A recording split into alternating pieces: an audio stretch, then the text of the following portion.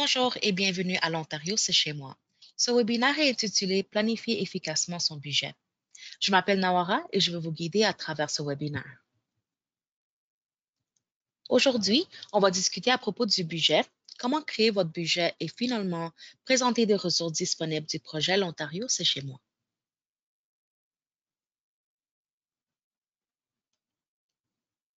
Qu'est-ce qu'un budget? Un budget est un outil qui vous indique le montant d'argent que vous avez, le montant dont vous avez besoin et montre ce que vous dépensez votre argent sur. Cela est une façon de tracer votre argent, un résumé de vos revenus et dépenses, un plan à gérer votre argent et finalement un plan pour vous aider à planifier le futur. Lorsque vous examinez votre budget, vous allez voir toutes vos dépenses et combien d'argent il vous reste. Lorsque vous êtes en mesure de voir vos dépenses, cela met généralement les choses en perspective pour vous. Pourquoi créer un budget?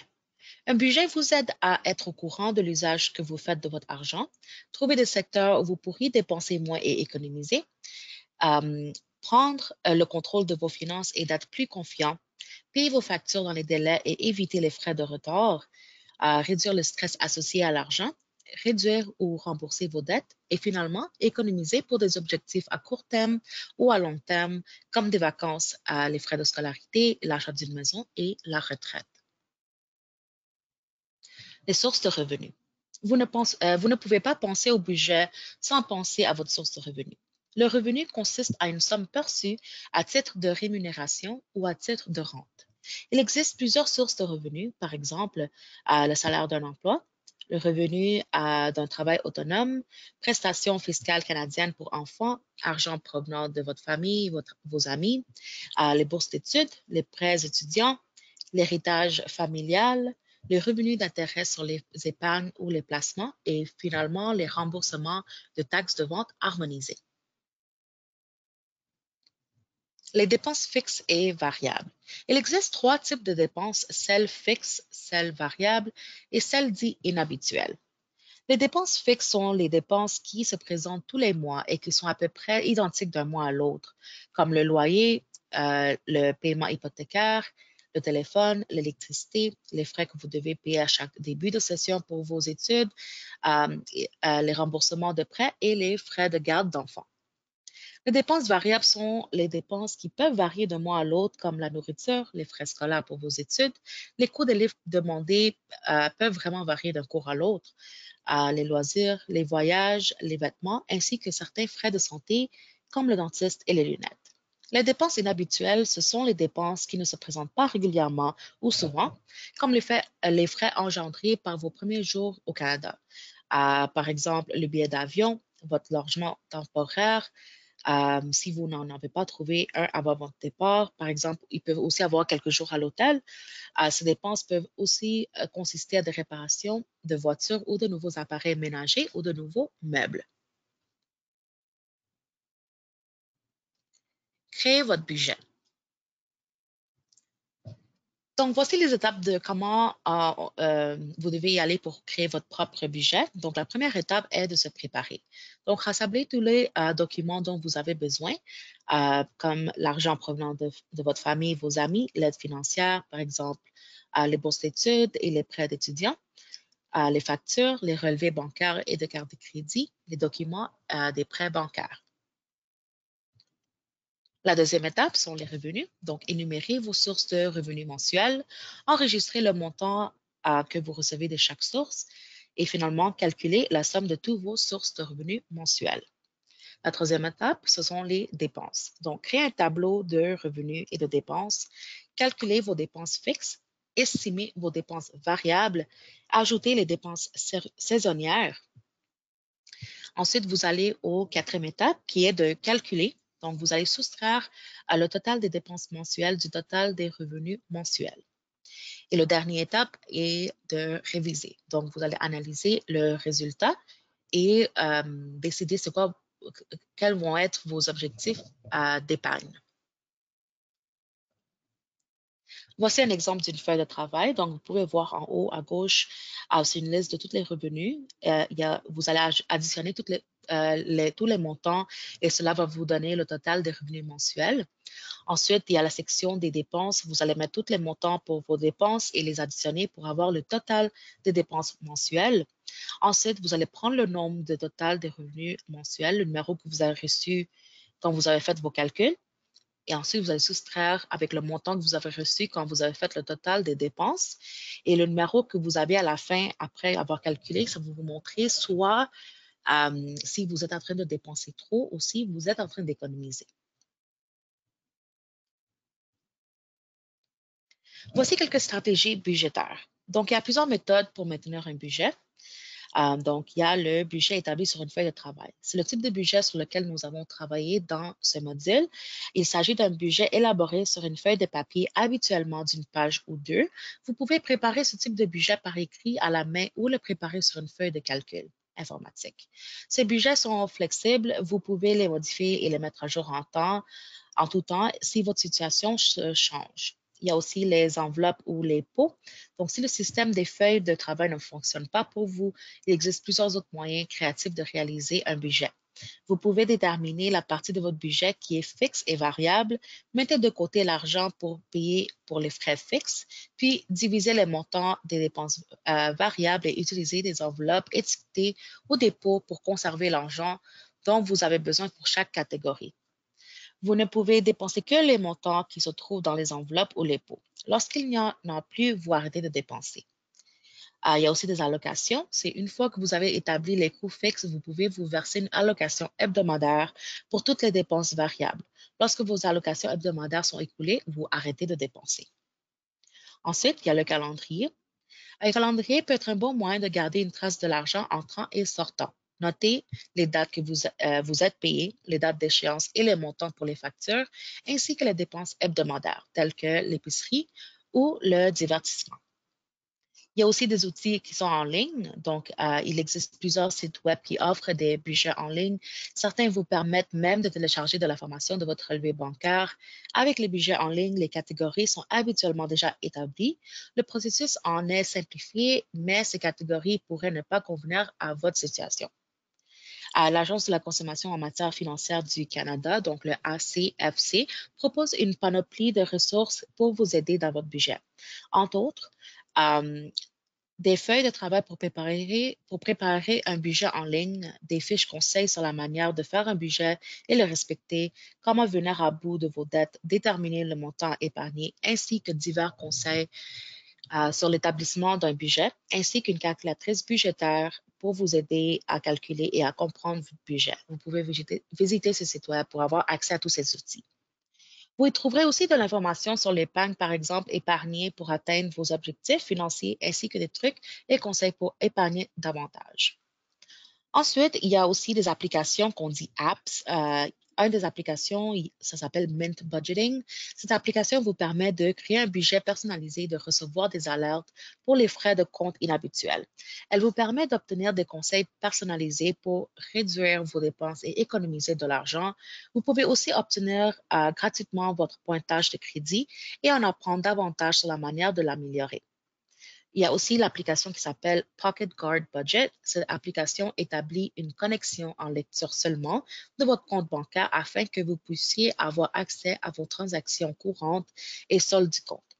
L'application vous indique vos dépenses mensuelles et vos revenus. Et à l'aide de ces données, elle détermine exactement combien vous pouvez dépenser en toute sécurité avant votre prochain salaire ou le mois. Finalement, le dernier application, ça s'appelle Good Budget. Il s'agit du même principe que les enveloppes ou les pots, mais en ligne. Cette application est un système budgétaire qui vous permet de gérer vos finances à l'aide du même principe que les enveloppes, mais en ligne. Voici quelques conseils budgétaires. Donc, premièrement, n'oubliez pas vos objectifs, écrivez-les, placez-les dans un endroit où vous pouvez les voir souvent et facilement. Ensuite, soyez réaliste. Décidez de manière réaliste de ce que vous pouvez vous passer et de ce que vous êtes nécessaire dans la vie. Allez au plus simple. Si votre budget est trop complexe, il sera plus difficile à suivre. Utilisez un système qui est simple et facile à gérer. Tenez un registre. Choisissez le meilleur moyen d'effectuer le suivi de vos dépenses. Vous pouvez consigner vos dépenses dans un cahier ou dans un fichier d'ordinateur. Soyez organisé. Vous devez savoir où sont vos dossiers financiers et les passer en revue régulièrement. Vous pouvez conserver tous vos documents financiers dans une reliure ou dans un ensemble de fichiers. Organisez-les. Les dossiers, par exemple, les factures, les relevés de carte de crédit, les documents fiscaux. Incluez dans vos budgets le remboursement de vos dettes et de vos épargnes. Utilisez votre budget mensuel pour réduire votre dette et augmenter vos économies. Autrement, la dette peut s'accumuler et devenir hors contrôle tandis que les économies s'évaporent. Ensuite, soyez patient.